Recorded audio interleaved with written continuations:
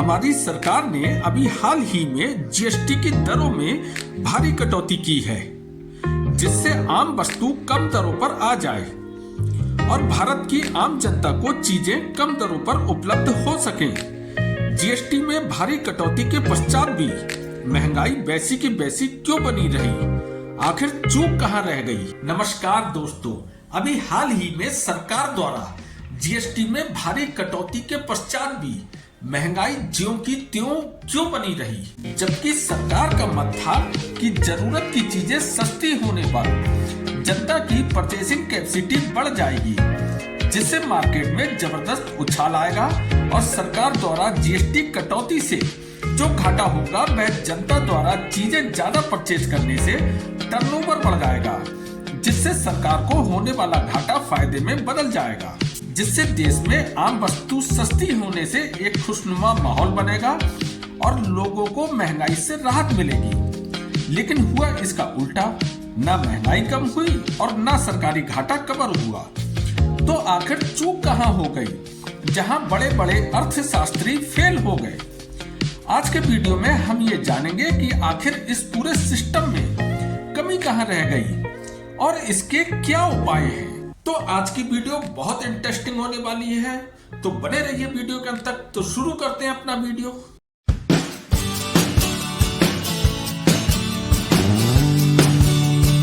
तो दोस्तों, जिस देश की जनता अपने देश से प्यार करना छोड़ देती है और हर चीज में अपना स्वार्थ देखने लगती है, तो उस देश की सरकार द्वारा अनेकों प्रयास भी विफल हो जाते हैं। दरअसल अभी हाल ही में हमारी सरकार ने एक ऐतिहासिक फैसला लिया, जब पूरी दुनिया मंदी की मार झेल रही थी और दुनिया भर में महंगाई अपने चरम पर थी।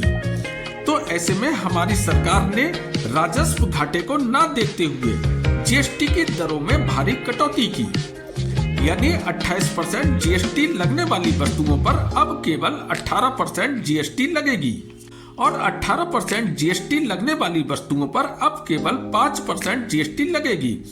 और बहुत सारी ऐसी भी वस्तुएं थीं जिसे टैक्स फ्री कर दिया गया। ये बहुत ही चुनौतीपूर्ण और कैलकुलेटिव फैसला था। इस फैसले ने पूरी दुनिया को हैरान कर दिया। सरकार का यह मानना था कि वस्तुएं सस्ती होने से लोगों की परचेसिंग कैपेसिटी बढ़ जाएगी और जनता अब ज्यादा खरीदारी करेगी, जिससे मार्केट में जबरदस्त उछाल आएगा और सरकार को जीएसटी कम होने से होने वाला घाटा ज्यादा टर्नओवर बढ़ने से सरकारी घाटा मुनाफे में बदल जाएगा। लेकिन हुआ इसका जस्ट उल्टा, क्योंकि जिन भारतीय कंपनियों की जिम्मेदारी थी कि जीएसटी की दरों में कटौती से अपने उत्पादों को सस्ता करें, दरअसल लगभग उन सारी भारतीय कंपनियों ने इन जीएसटी की घटी दरों को अपना मुनाफा समझ लिया और अपनी मैन्युफैक्चरिंग की गई वस्तुओं के दाम नहीं घटाए, जिससे इन सारी कंपनियों की इनकम में जबरदस्त बढ़ोतरी हुई और आम जनता को किसी भी तरह का फायदा नहीं हुआ। जबकि कुछ कंपनियों ने अपनी एमआरपी कुछ कम की, जैसे 5 रुपए एमआरपी को 4.5 रुपए एमआरपी कर दिया और 10 रुपए एमआरपी को 9.5 रुपए एमआरपी कर दिया। अब दिक्कत यह आई कि जहां आम जनता को 5 या 10 रुपए वाली वस्तुओं पर पैकेट 50 पैसे का फायदा होने वाला था, लेकिन अब 50 पैसे भारत में प्रचलन में ही नहीं है।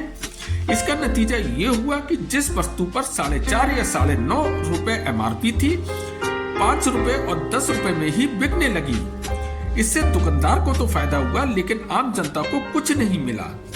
और जब दुकानदार को यह महसूस हुआ कि एमआरपी कम होने के बाद भी वस्तुएं पुरानी एमआरपी के मुताबिक ही आसानी से बिक रही हैं, तो अगर कोई ग्राहक ज्यादा क्वांटिटी में भी चीजें खरीद रहा है, तब भी दुकानदार अपने ग्राहक को लाभ नहीं दिया, जबकि यहाँ 50 पैसे वाली कोई दिक्कत थी ही नहीं।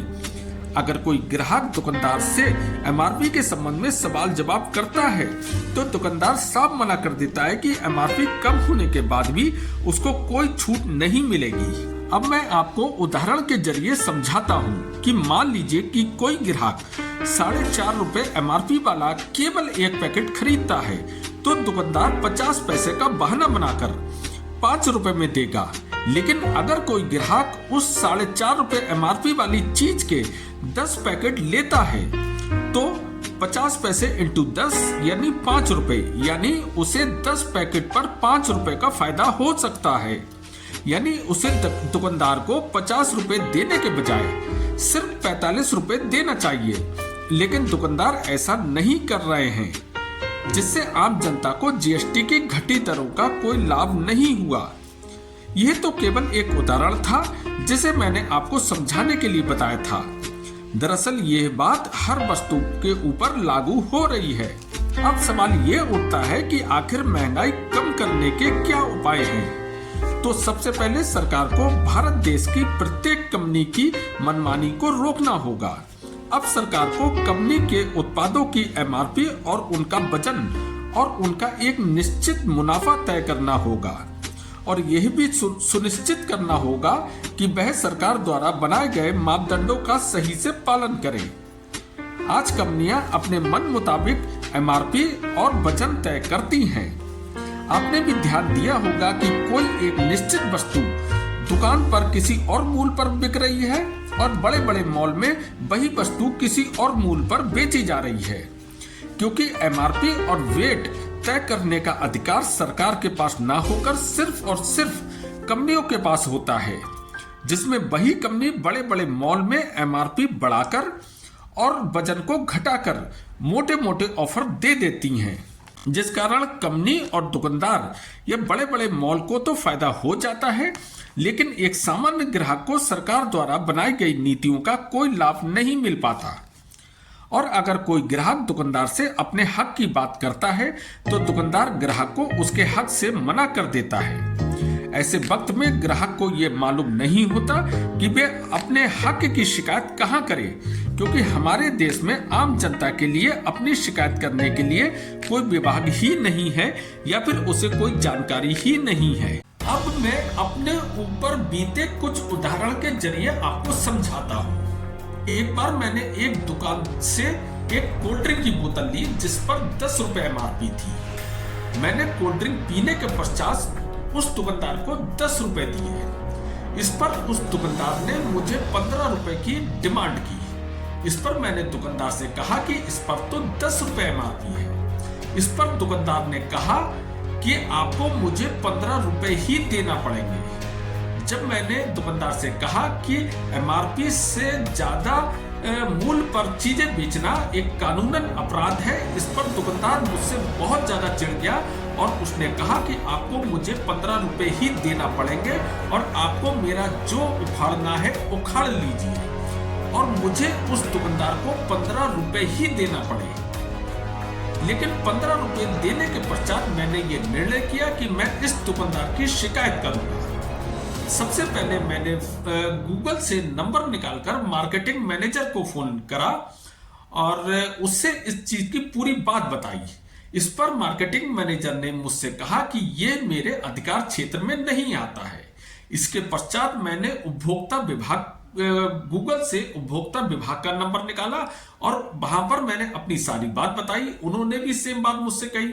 इसी तरीके से मैंने गूगल से बहुत सारे नंबर निकालकर अलग अलग विभागों में इसकी शिकायत करना चाहिए, लेकिन सभी विभागों ने मुझसे ये कहा कि यह हमारे अधिकार क्षेत्र में नहीं आता है। इसके बाद मैं ये कंफ्यूज हो गया कि मैं अपना अधिकार कहां से हासिल करूं। जबकि मैं एक पढ़ा लिखा व्यक्ति था, तब मैं अपने अधिकार को हासिल नहीं कर पाया। तो आप ही सोचिए कि एक अनपढ़ व्यक्ति का इस देश में क्या हाल होता होगा।